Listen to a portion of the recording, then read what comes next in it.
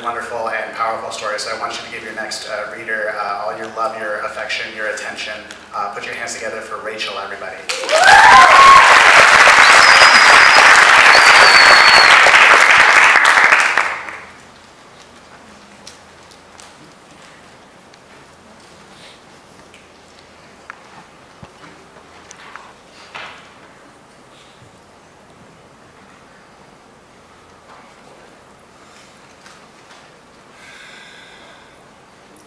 It was February of 2011.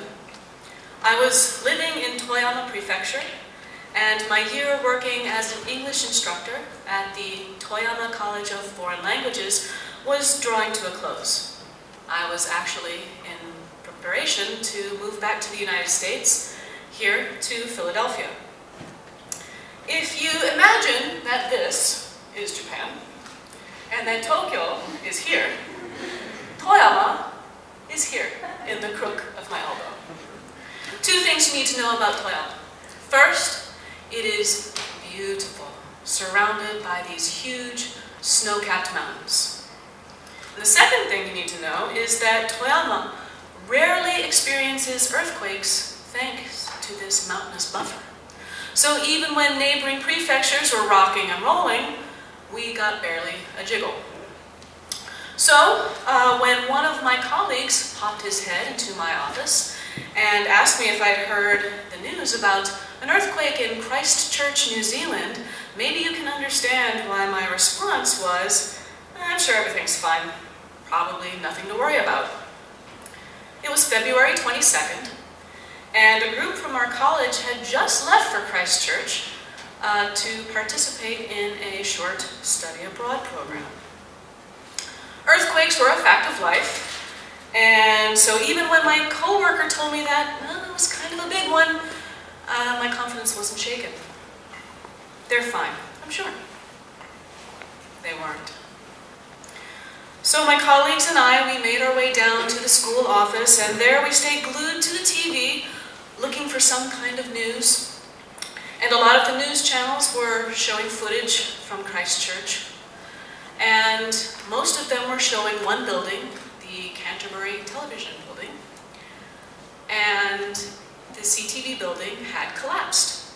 All 7 floors had pancaked, and only the elevator shaft was still standing.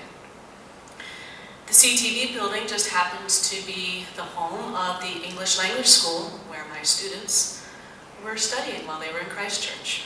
So that meant that 20 of my students and my 2 colleagues that were chaperoning them were somewhere in the middle of that mess.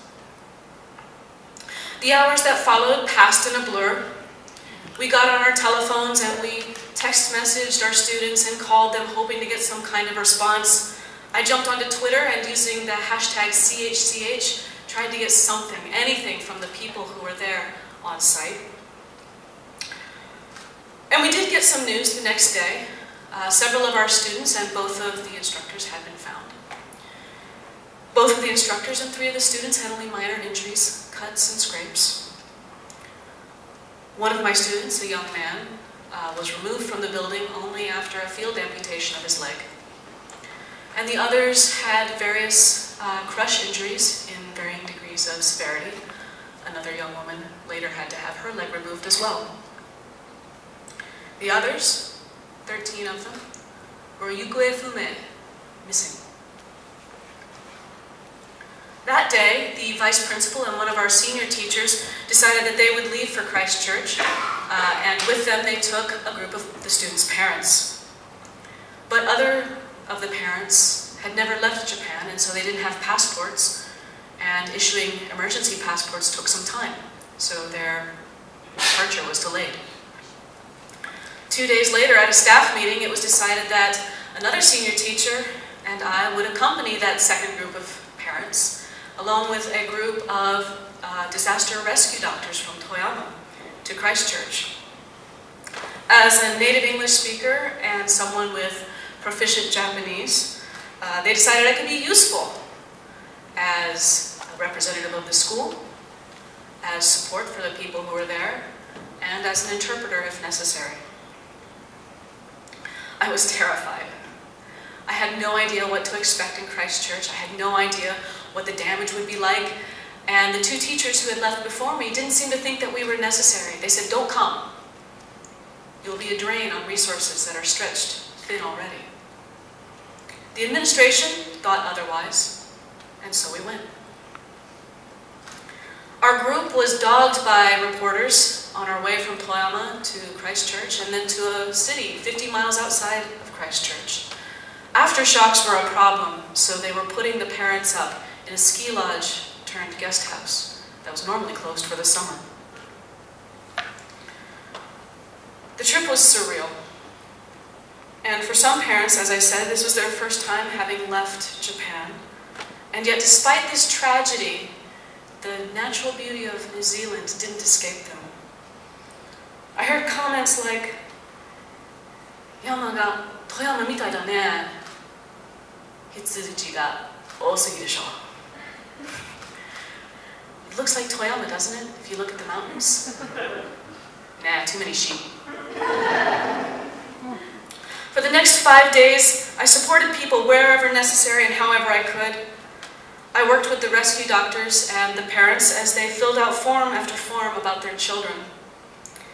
"Shinchou wa dono kurai desu ka? Taijuu wa? Kami-iro to me-no-iro wa nani-iro desu ka?" Height, weight, hair color, eye color, distinguishing marks like moles and scars, blood type, dental records, all of these had to be translated into English. When asked, "Doji kiteita fukusou wa oboete masu ka? Do you remember what your daughter was wearing?" One of the mothers ran upstairs and grabbed a pair of her trousers. "Musume to onaji no zubon o motte masu yo." We had the same pair, my daughter and I. We ended up taking her picture in those pants and attaching it to her daughter's file. Another father was able to describe his daughter's wallet to such minor details as the color and design of the fabric inside. The parents pulled out cell phones and shared picture after picture after picture with the rescue workers. And they told stories, and with each picture and each story, their children were alive and living. They had hopes and dreams for the future. And they continued to do this, even after talk of search and rescue became talk of search and recovery. I woke up early in the morning one day, and I walked into the common room and I found one of the fathers sitting at a table. He had papers scattered everywhere, and he was drawing kanji, Japanese characters, the same two over and over again, kokoro and wa. Kokoro means heart, or mind, or spirit, and wa translates as peace. Throughout the trip, this father had worked hard to keep his spirits high. He told jokes, and he told stories about his daughter, who was very much like him in that respect. I asked him, "Nani o shite masu ka? What are you doing?"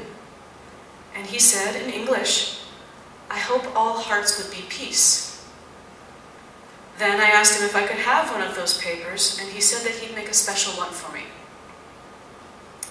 Soon after that, I went with the parents to a military facility outside of Christchurch, where human remains were being transported and stored. Identity confirmation would be a while yet, but 13 were yukue fume, missing. A funeral ceremony in the Maori tradition was held at the fence surrounding the facility. And at the end of the ceremony, Maori elders stood in a line and received mourners with hugs. I thought that the Japanese parents would balk at this. Hugging is intimate and not something that one does with strangers. But I also knew from my own experience that living in Japan, that being an outsider was hard. And in the face of tragedy, it's almost impossible. So I was greatly, greatly relieved to see that most of the parents welcomed the offer of support, both physical and emotional, that the hugs represented. I returned home to Toyama with many of the parents the day after that ceremony. But before our flight, the father, who had meditatively drawn kanji over and over again, he gave me a paper. On it was wa, peace. He included the translation, and on the back, in English, he wrote, "My present to you." My students are my kids, no matter how old, and any teacher will tell you the same. And this father, even though he was mourning, he also realized that I had lost someone too, 13 someones, and his gift to me was peace. Less than 2 weeks after we returned to Toyama on March 11th, the Tohoku earthquake and tsunami ripped apart northeastern Japan. Even Toyama felt the quake, which was enough to tell us that it was a doozy. My students had been in the news as their remains had been gradually identified, but they all but disappeared in the face of greater tragedy and impending nuclear disaster. This earthquake confirmed what I already knew, that it was time to go. The day before I left Japan, I visited my tattoo artist in Osaka. All of my tattoos were done in Japan by the same artist, and I wanted one more before I left. I took my paper, and I asked my artist to put wa on my shoulder, using tebori, which is the traditional tattooing technique, hand-poked. I get comments about my tattoos, as most people with ink do. They ask me what the writing on my forearm means. It's a haiku.